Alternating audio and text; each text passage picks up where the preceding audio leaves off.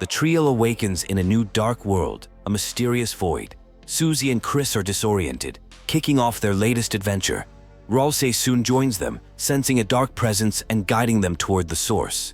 A new dark fountain they must seal to restore balance and return home. Susie invites Ralsei to a festival in the light world, but he sadly explains that as a Darkner, he can't leave. He reveals that their world is an illusion created from mundane objects, and he is not truly real, a concept that deeply troubles Susie and tests their friendship. Their emotional conversation is interrupted by a charismatic host named Mr. Tenna. He forcibly enlists the trio as contestants in his game show, TV Time.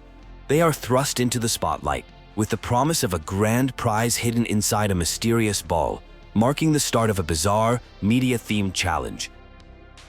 Before the main event, the heroes explore a green room filled with other characters. This hub area introduces the ranking system for their performance and features some familiar faces. They interact with other Darkners, getting hints about the boss encounters and the nature of this televised world. The first challenge begins, a virtual adventure through a retro-style desert board game. Kris is given the controller to navigate their party through a world resembling an old RPG. Their quest is to find several keys to unlock the final challenge, all while being guided by Tenna's disembodied voice. The group encounters puzzles that require teamwork, including one where Kris must literally push Ralsei, who is turned into a block. This mechanic emphasizes their reliance on one another to progress. The challenges are light-hearted but serve as a test of their cooperative skills within the game show's strange rules. A familiar face, Lancer, makes a surprise appearance within the game, controlled from backstage. He helps the heroes by digging up a key, which blocks the oasis and angers the local weather-themed characters, the sun and moon. His inclusion adds a fun, chaotic element to their quest. The friends face off against the sun and moon, who have become estranged. By playing on their insecurities and desires, the trio inadvertently causes them to break up. This emotional battle concludes with the sun feeling abandoned, leaving behind a key item needed to progress further in the game. A physical challenge thrusts the team into a cooking show minigame. Kris must catch falling ingredients to build a burger and serve customers, all while dodging fire hazards. The segment is a nostalgic nod to family time spent watching TV, which Tenna uses to evoke personal memories for Kris.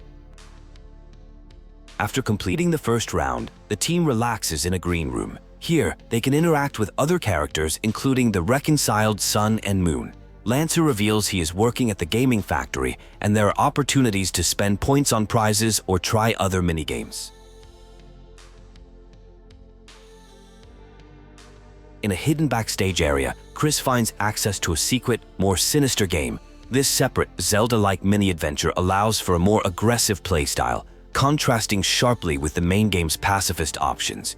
It hints at an alternate, darker narrative running parallel to the whimsical game show. While Kris is away, Susie has a private conversation with Tenna. She admits the games have been a good distraction, cheering her and Ralsei up. Tenna reveals his own loneliness and joy at having a real audience, but his comments about Kris hint at a certain hidden tension.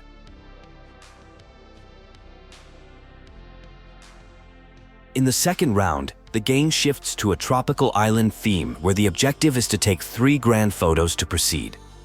This new board introduces a photography mechanic, requiring the friends to capture specific moments and characters to unlock the path forward in their televised vacation adventure.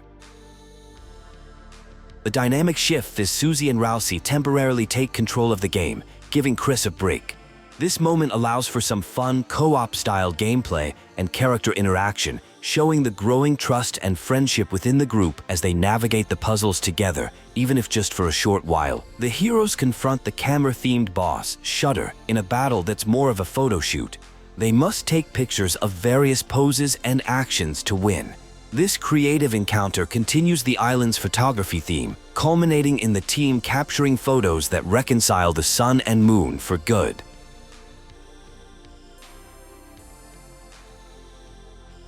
With the sun and moon reconciled, they create a rainbow bridge to the final area. However, a new character, a charismatic, rules-obsessed card Deux, complicates things by inserting himself into their relationship.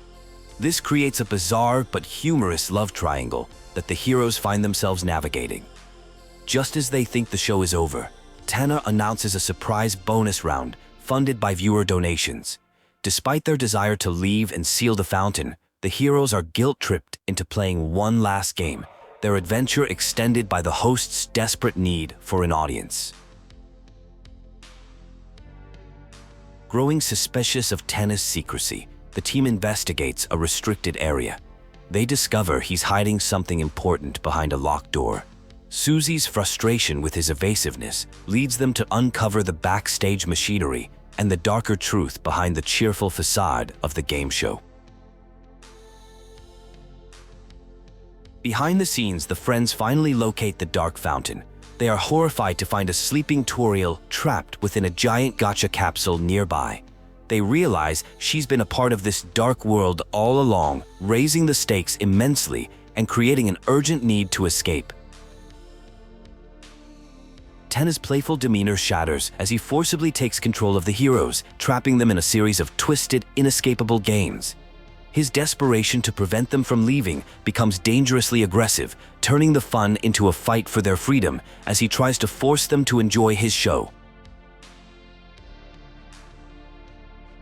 After a bizarre encounter with a deal-making persona, the team uncovers Tenna's secret, a deep-seated fear of being replaced. This vulnerability is manifested as he lashes out and freezes a strange creature that appears, revealing the host's fragile state and the source of his obsession with staying relevant. The heroes encounter the rules-obsessed card Deux again, now with his two lovers, the sun and moon. A quirky dance-off battle ensues where the goal is non-violent. Lancer's timely intervention helps turn the tide, ultimately leading the Duke's party to join the heroes' cause against Tenna.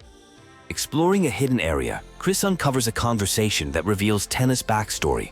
His old partner was Spamton, whom he tried to exploit for a chance at becoming a big shot. The deal fell through when Spamton was contacted by the mysterious Mike, deepening the world's interconnected lore.